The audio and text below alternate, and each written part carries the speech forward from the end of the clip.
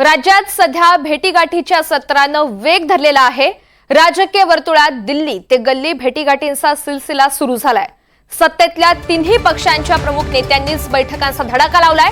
अजित पवार आणि देवेंद्र फडणवीस यांची आज पुन्हा एकदा बैठक झाली आहे। दुसरीकडे फडणवीस मुंडेंची दुसऱ्यांदा 24 तासात ही बैठक झाली आहे। देवेंद्र फडणवीस यांनी राज्यपालांची सुद्धा भेट घेतली, तर तिकडे दिल्लीमध्ये एकनाथ शिंदे यांनी एका बड्या नेत्याची भेट घेतल्याची माहिती समोर आली आहे। यानंतर शिंदेंनी आज सर्व खासदारांसोबत बैठक घेतलेली आहे।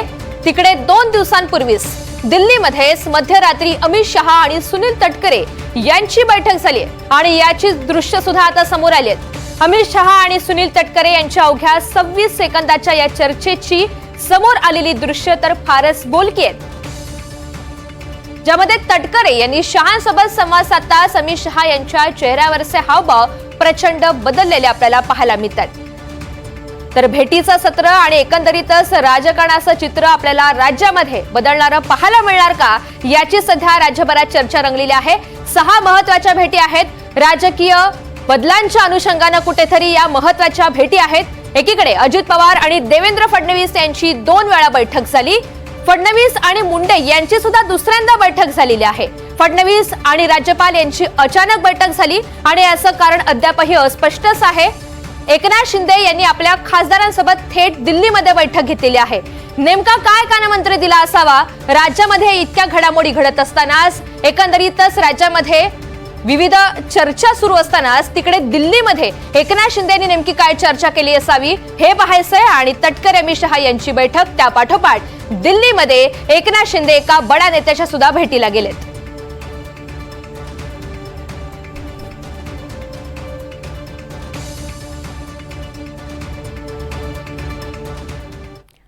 तर या सगळ्या संदर्भात माहिती देण्यासाठी शिंदेंची बड्या नेत्याशी भेट झालेली आहे। या सगळ्या संदर्भात बातचीत करण्यासाठी रामराजे शिंदे आपल्या सोबत आहेत।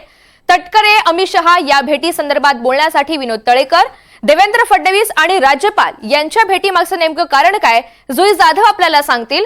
तर फडणवीस आणि अजित पवार यांची जी अचानक भेट झाली, 2 वेळा भेट झाली, या सगळ्या संदर्भात राहुल कुलकर्णी भाष्य करतील आणि मुंडे फडणवीस भेटीमागचं नेमकं कारण काय, विशाल पाटील आपल्याला सांगणार आहेत। तर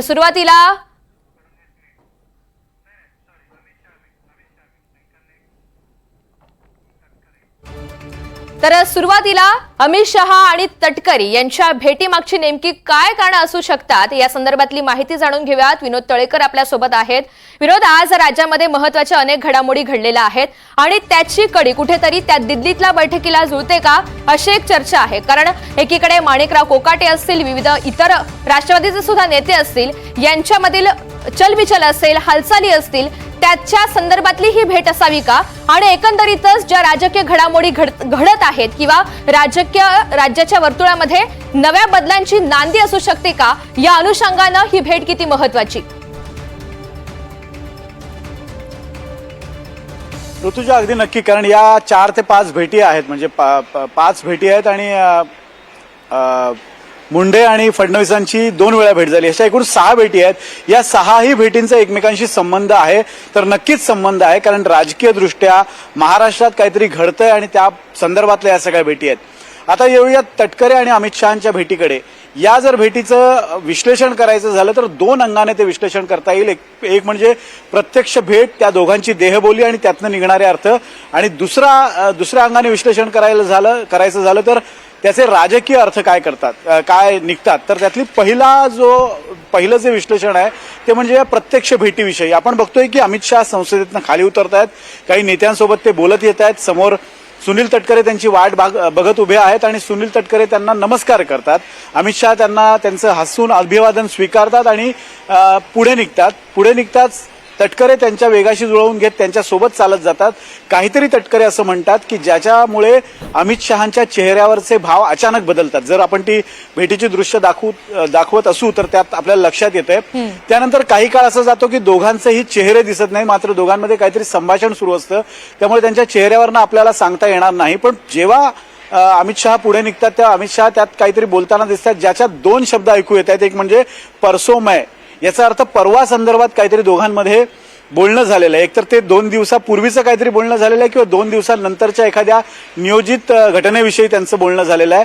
हा एक या सगळ्या व्हिडिओचा एक अर्थ आपण काढला जाऊ शकतो. पण अमित शहांच्या चेहऱ्यावरचे भाव ज्या पद्धतीनं बदललेत त्या पद्धतीनं किंवा त्या गोष्टीतनं एक गोष्ट मात्र नक्की लक्षात येते की काहीतरी असं दोघांमध्ये बोलणं झालंय ज्याची तात्काळ दखल अमित शहांनी घेतली आणि त्यांच्या चेहऱ्यावर ते भाव दिसत आहेत. आता याचा राजकीय अर्थ काय, तर गेल्या काही दिवसांपासून कोकाटेंच्या पोर्टफोलिओ बदलाची चर्चा सुरू आहे. त्यांच्याकडनं कृषी खातं काढलं जाणार अशा स्वरूपाची चर्चा आहे.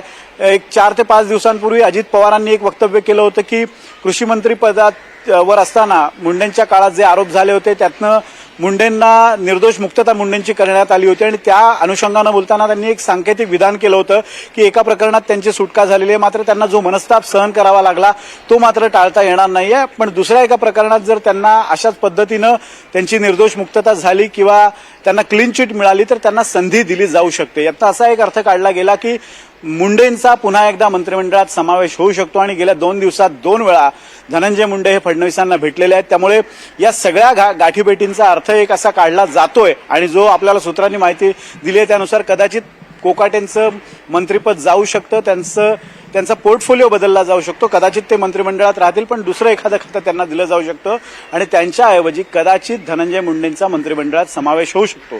तर अनेक राजकीय अर्थ या भेटीगाठींमध्ये मागे दडलेले आहेत ऋतुजा.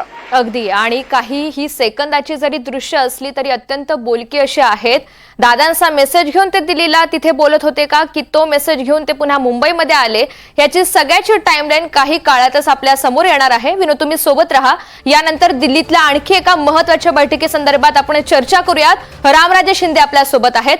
रामराजे, कुठेतरी आपण पाहतोय धुसफूस महाराष्ट्रामध्ये आणि त्याची झळ कुठेतरी किंवा त्याचे पडसाद दिल्लीमध्ये उमटतात की काय अशी एकंदरीत स्थिती आहे. कारण दिल्लीमध्ये महत्त्वाच्या घडामोडी घडतात. सुरुवातीला एकनाथ शिंदे यांचा अचानक दिल्ली दौरा होतो. एवढंच नव्हे तर एका बड्या नेत्याशी ते भेट घेऊन चर्चा करतात.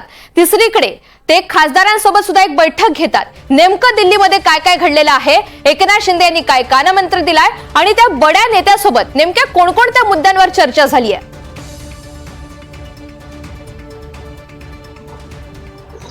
बिलकुल समोर समोर जर हे दिसत असलं आणि एकनाथ शिंदे हे पण सांगत आहेत की खासदारांसोबत बैठक आहे, पुन्हा राष्ट्रीय कार्यकारिणीच्या संदर्भामध्ये मिटिंग घेतल्या जात आहेत, परंतु त्या पाठीमागे सुद्धा अनेक कारणे आहेत की एकनाथ शिंदे दिल्ली येण्याचं. आपल्याला माहिती आहे की देवेंद्र फडणवीस अगोदर आले, त्यानंतर मग पुन्हा एकनाथ शिंदे यांचे मंत्री आले, त्यामध्ये उदय सामंत होते, शंभूराज देसाई होते, दादा भुसे होते आणि हे मंत्री येऊन निवडणूक आयोगाला पण भेटले आणि त्यानंतर दादा भुसे पूर्ण दिवस थांबले होते आणि आपल्याला माहिती आहे की दादा भुसे यांच्या एका नातेवाईकावर ईडीची रेड पडलेली आहे.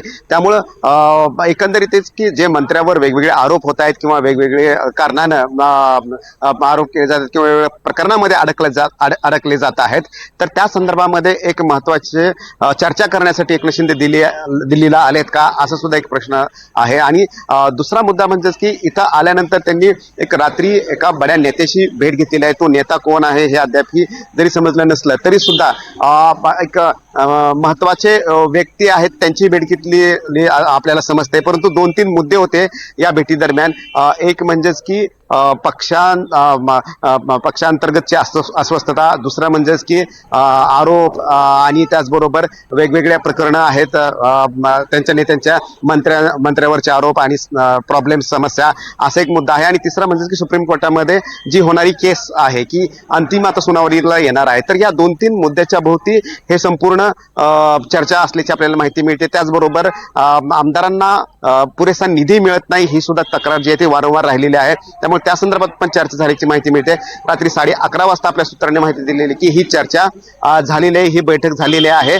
परंतु एकनाथ शिंदे यांना आज आपण विचारलं असतं की त्यांनी स्पष्टपणे सांगितलं की अशी बैठक झालेली नाहीये, मात्र रात्री नक्कीच काहीतरी घडलेलं आहे आणि ही बैठक झालेली. आता याचे परिणाम काय आहेत ते येत्या कालावधीमध्ये आपल्याला महाराष्ट्रामध्ये दिसून येतील. अगदीच. आणि एकीकडे युतीमध्ये सर्व काही आलबेल नाही अशी चर्चा असताना सुद्धा दिल्लीतली ही भेट तितकीच महत्वाची म्हणावी लागेल. रामराजे, तुम्ही सोबत राहा. यानंतर आपण मुंबईतल्या महत्वाच्या बैठकींकडे वळणार आहोत. यासाठी चर्चा करण्यासाठी जुई जाधव आपल्यासोबत आहेत. देवेंद्र फडणवीस आणि राज्यपाल यांची भेट झालेली आहे. जुई, अगदी स्पष्ट विचारायचं झालं तर महाराष्ट्रामध्ये ज्या काही सध्या घडामोडी घडत आहेत ते पाहता देवेंद्र फडणवीस राज्यपालांच्या भेटीसाठी जाणं काय अर्थ निघतात आणि नवीन समीकरण आपल्याला पाहायला मिळणार का, काय अंदाज?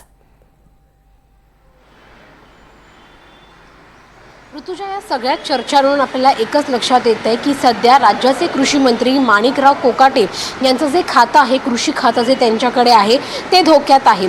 आपण जर देवेंद्र फडणवीस आणि राज्यपालांची भेट पाहिली तर ती देखील तितकीच महत्त्वाची आहे.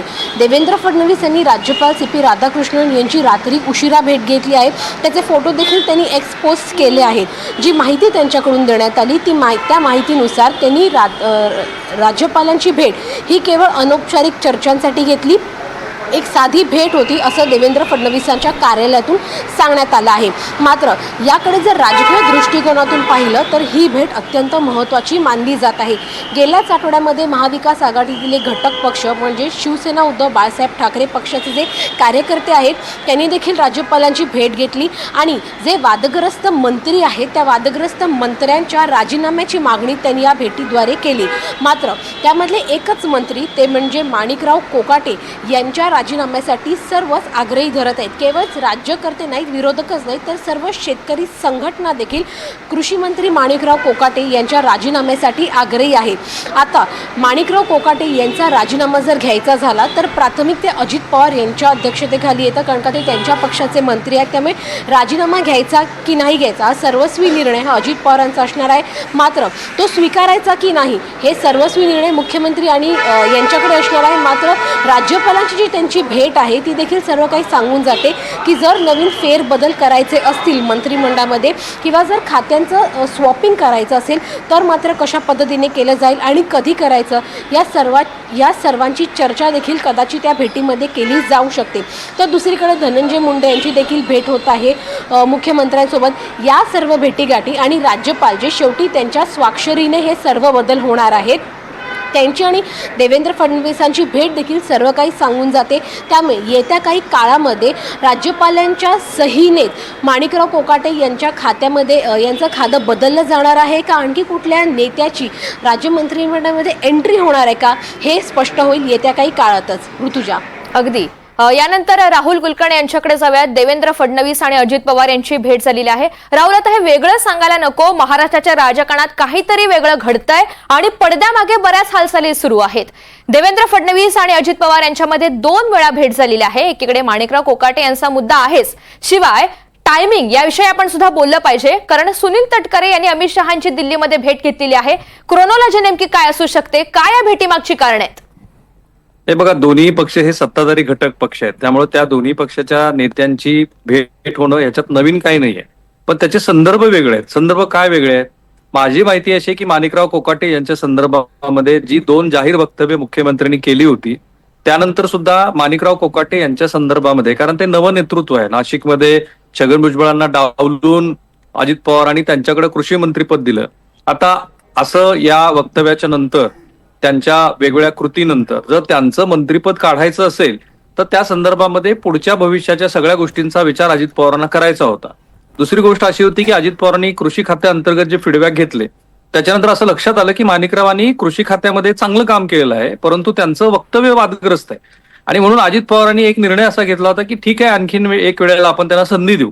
बहुधा असं दिसतं आहे की मुख्यमंत्र्यांना ते करायचं नाहीये आणि ती शक्यता आहे की मुख्यमंत्र्यांनी स्वतःचा कदाचित अधिकार वापरायचं ठरवलेलं असेल आणि म्हणूनच ते जे कॅबिनेटच्या मिटिंगमध्ये झालं आणि मुख्यमंत्र्यांनी सांगितलं 40-45 मिनिटाचं जे अधिकाऱ्यांना बाहेर काढून ब्रीफिंग केलं त्याच्यातनं एक स्पष्ट संकेत दिले होते की तुम्ही वादग्रस्त वक्तव्य टाळा, तुमच्यामुळे राज्य सरकारची प्रतिमा जी मलिन होते आहे ते तुम्ही बाजूला सारा. आणखीन एक गोष्ट आहे ती लक्षात घ्या की मुख्यमंत्र्यांनी शपथ घेतली त्यानंतरच्या काही मुलाखतीमध्ये असं म्हटलं होतं की मी वर्षभरानंतर सगळ्याच मंत्र्यांचा आढावा घेणार आहे आणि त्यानंतर मी एक निर्णय घेईन. तो वर्षभर आता आपल्याला लक्षात येईल की तो जवळ येत चाललाय, भलेही तो डिसेंबरचा कालावधी असेल. आणि म्हणून जर काही नवीन चेहरे आणायचे असतील मंत्रिमंडळामध्ये तर त्या संदर्भामध्ये मुख्यमंत्र्यांनी काही आडाखे बांधले असतील, त्याची चर्चा अजित पवार यांच्याबरोबर केली असेल, अजित पवारांनी स्वतःच्या काही हरकती मांडल्या असतील त्याच्यावरती चर्चा होत असेल. धनंजय मुंडे संदर्भामध्ये अजित पवारांचं वक्तव्य आणि मुख्यमंत्र्यांची त्यांनी घेतलेली भेट हे असंच कोरिलेशन आहे. दुसरं, माणिकराव कोकाटे यांच्या संदर्भामध्ये अजित पवारांची भूमिका आणि मुख्यमंत्र्यांच्या भूमिकेमध्ये थोडासा बदल आहे. अजित पवारांनी अजून तरी माध्यमांना थेट सांगितलेलं नाही की त्यांची भूमिका माणिकराव कोकाटेंच्या संदर्भातली काय. उलट छावा संघटनेच्या बैठकीमध्ये अजित पवार असं म्हणाले होते की मंगळवार बुधवारपर्यंत आम्ही या संदर्भातला निर्णय घेऊ. त्यामुळे 2-3 शक्यता. एक, नवीन चेहरे आणायचे, त्यामुळे आपल्या मित्रपक्षांच्या बरोबर चर्चा करा त्यांच्याकडनं काही लोकांची नावं घ्या. निधीच्या संदर्भामध्ये एकनाथ शिंदे यांचे काही आक्षेप असतील आणि त्यांनी जर ते दिल्ली दरबाराच्या कानावरती टाकले असतील तर त्या संदर्भामध्ये ती भेट झाली असेल. एकूण काय महाराष्ट्राचं राजकारण स्थिर नाहीये, अस्थिर आहे आणि बऱ्याच प्रमाणामध्ये ते असुरक्षित आणि अविश्वासाचं आहे. अगदी राहुल, तुम्ही सोबत राहा. धनंजय मुंडे आणि देवेंद्र फडणवीस यांची सुद्धा 2 वेळा भेट झालेली आहे. अनेक कारणं असू शकतील, मात्र यातलं एक प्रमुख कारण जे आपण समजून घेतलं पाहिजे ते आहे कृषी साहित्य खरेदी प्रकरणामध्ये मुंडेंना अगदी अलीकडेच क्लीन चिट मिळालेली आहे. दुसरीकडे माणिकराव कोकाटे यांच्या खाते बदलाची चर्चा आहे. या सगळ्या घडामोडींवर विशाल, आपण ही भेट किती महत्वाची मानली पाहिजे, किंवा असं म्हणायचं का की धनंजय मुंडे पुन्हा मंत्रिमंडळात त्यांची एंट्री होण्यासाठी कुठेतरी ही लॉबिंग सुरू आहे, प्रयत्न सुरू आहेत? ऋतुजा, ज्या पद्धतीनं आपण पाहतोय की धनंजय मुंडे यांची राज्याचे मुख्यमंत्री देवेंद्र फडणवीस यांच्याबरोबर 24 तासात दुसऱ्यांदा भेट जी आहे ही झालेली आहे.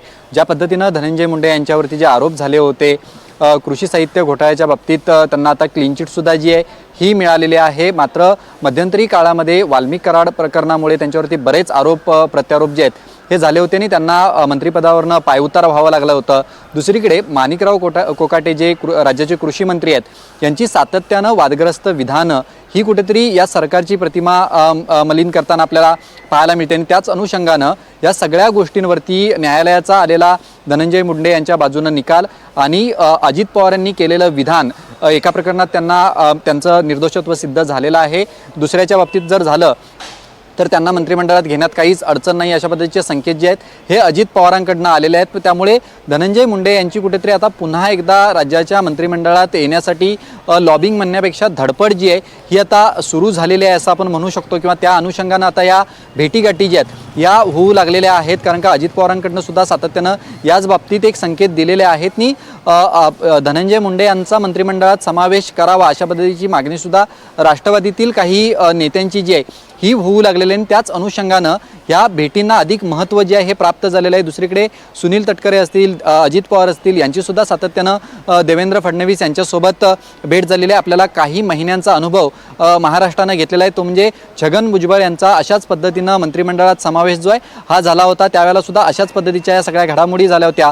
भेटीगाठीनंतर छगन भुजबळ यांची शपथविधी जी आहे ही राज्यपालांच्या राजभवनावरती पार पडली होती. त्यातच देवेंद्र फडणवीस यांनी राज्यपालांची सुद्धा भेट घेतलेली आहे. त्यामुळे येणाऱ्या काही महिन्यांमध्ये धनंजय मुंडे यांची खरंच मंत्रिमंडळात एंट्री होऊ शकते का, या सुद्धा आता चर्चा ज्या आहेत ह्या होऊ लागलेल्या आहेत. त्यामुळे 24 तासात दोनदा धनंजय मुंडे यांनी देवेंद्र फडणवीस यांची भेट घेतलेली आहेत. आणि दुसरीकडे माणिकराव कोकाटे यांची सातत्यानं वादग्रस्त विधानं, त्यांना सूचना आणि समज देऊन सुद्धा त्यांच्या सातत्यानं वादग्रस्त विधानं जे आहेत ही आलेले आपल्याला पाहायला मिळालं होतं. सुरुवातीला जर आपण पाहायला गेलं तर माणिकराव कोकाटेंचा जो व्हिडिओ विधान भवनातला आला होता त्या अनुषंगानं देवेंद्र फडणवीस यांनी सुद्धा जाहीर नाराजी व्यक्त केली होती. या नाराजीला सुद्धा माणिकराव कोकाटेंनी एक वेगळ्या पद्धतीनं प्रतिक्रिया जी आहे ही दिली होती. त्यामुळे कुठेतरी माणिकराव कोकाटेंना समज देऊन सुद्धा ते थांबत नाहीत अशा पद्धतीचा ग्रह जो आहे हा राज्याच्या मुख्यमंत्र्यांना सुद्धा झाल्याचं स्पष्ट होतं. कारण का मंत्रिमंडळाच्या बैठकीत सुद्धा